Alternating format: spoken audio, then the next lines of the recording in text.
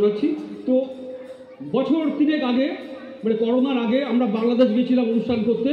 ওখানে ওদের বিজয় উৎসব প্রোগ্রাম ছিল। তো ওখানকার কিছু সাংবাদিক বন্ধুর সঙ্গে আমার আলাপ হয়েছিল আমাদের। তারা বললো তোমাদের কলকাতায় যাব, বাংলায় যাব, বাংলাতে গিয়ে রবি ঠাকুর জন্মস্থান এবং কর্মস্থান শান্তিনিকেতন বেড়াতে যাব। তো ওরা এসেছিল উড়োজাহাজে করে, সেই ঢাকা থেকে আমাদের নেতাজি সুভাষচন্দ্র বোস আন্তর্জাতিক বিমানবন্দরে। সেই উড়োজাহাজের শব্দ আমি শোনাচ্ছি ওরা কীভাবে এলো।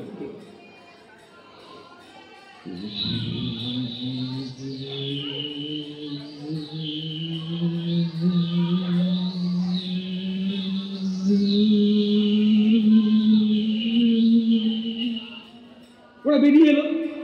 আমাদের একটা পুরোনো দিনের গাড়ি, সেই গাড়িতে বসতে দিলাম। ড্রাইভার সাহেব গাড়ি স্টার্ট করছে, গাড়ি কি বলছে শুনুন। ড্রাইভার সাহেব তোমার গাড়ি স্টার্ট করছে,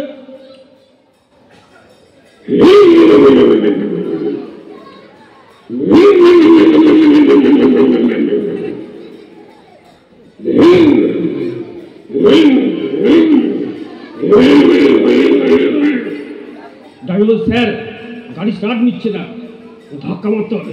এই সব বোনাস করছে, বাইরের অতিথির সামনে গাড়ি ধাক্কা মারবো, কি করব? ওদেরকে গাড়িতে বসিয়ে আমরা দুজন ছিলাম, গাড়ির বাইরে এসে গাড়ি ধাক্কা মারছি। আর গাড়ি কি বলছে শুনুন,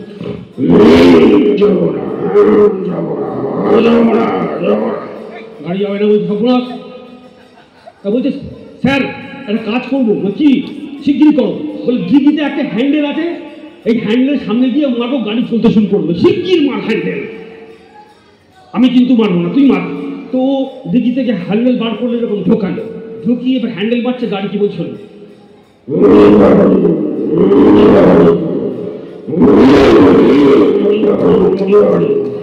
এবার মেঘে মেঘে ড্রাইভার জোরে হ্যান্ডেল মারলো। গাড়ি কি বলছে শুনুন,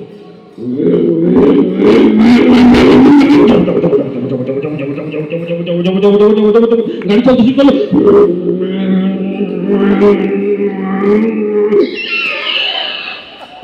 আচমকা ব্রেক মারলো, মুখ ছুটে পড়ে গেলাম। সামনে দেখলাম একটা কুকুরের বাচ্চা পুরো করে পালিয়ে গেল, পালিয়ে যাওয়ার পর আবার গাড়ি চলছে।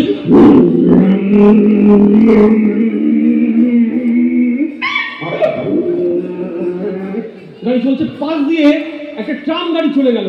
যারা কলকাতায় গেছেন, ট্রামের শব্দ শুনেছেন তারা বুঝতে পারবেন, আর যারা শোনেননি তাদের জন্য শোনাচ্ছি ট্রাম গাড়ি কিভাবে যাচ্ছে।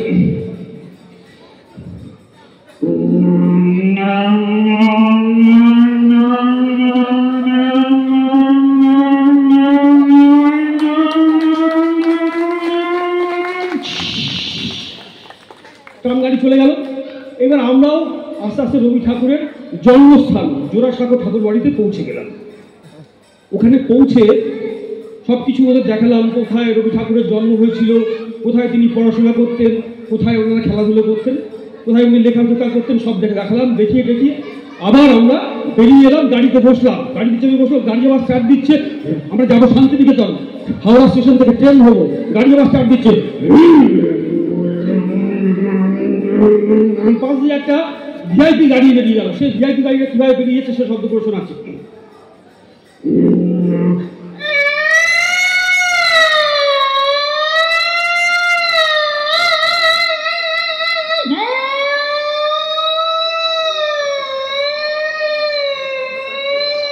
ভিআইপি গাড়ি বেরিয়ে চলে গেল। আমরা হাওড়া স্টেশনে পৌঁছে গেলাম। আপনাদেরকে নিয়ে যাবো সেই নস্টালজিতে, যখন স্টিম ইঞ্জিন ছিল। গাড়িতে গিয়ে বসলাম, বসেছি, দেখি আমার সামনে এই বড় একটা মোটা লোক বসে আছে। আমাকে দেখে কোথায় যাচ্ছে? আমি যে আমাদের এই বাইরে বাংলাদেশ থেকে বন্ধুরা এসছে, ওদেরকে নিয়ে একটু রবি ঠাকুরের শান্তিনিকেতনে বেড়াতে যাচ্ছি। ভালো ভালো, খুব ভালো। এইবার লোকটা কেন ওই রকম একটা মোটার চেহারা, তো ওনাকে দেখে জিজ্ঞেস করলাম, আচ্ছা আপনার নামটা বলবেন? আমার নাম ভীম চন্দ্র সামান্য। আমি তো অবাক হয়ে গেলাম, ওই রকম একটা মোটা লোক, ও টাইটেল নাকি সামান্য। যাই হোক, আমি ভাবছি ট্রেন ছাড়বে করছে, হঠাৎ করে লোকটা আমাকে পাল্টা প্রশ্ন করল, খুব তো কায়দা করে আমার নামটা জেনে না হলো। আপনার নাম কি মশাই? আমি বললাম আমার নাম অচি নেই। সে কি মশাই, নেই আমার টাইটেল হয় নাকি? আমি বললাম কেন হবে না, ওই রকম একটা বড় শরীর নিয়ে আপনার টাইটেল যদি সামান্য হয় তাহলে আমি আপনার কাছে নেই।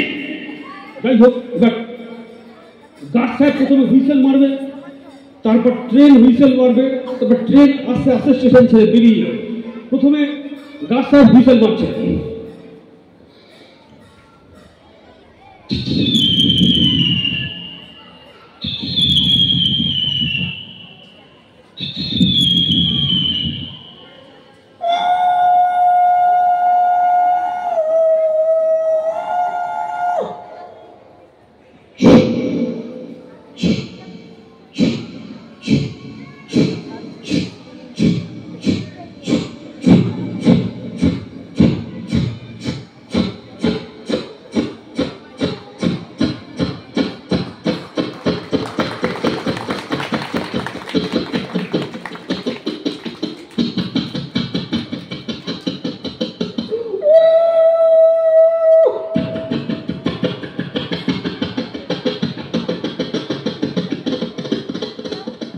একটা ট্রেন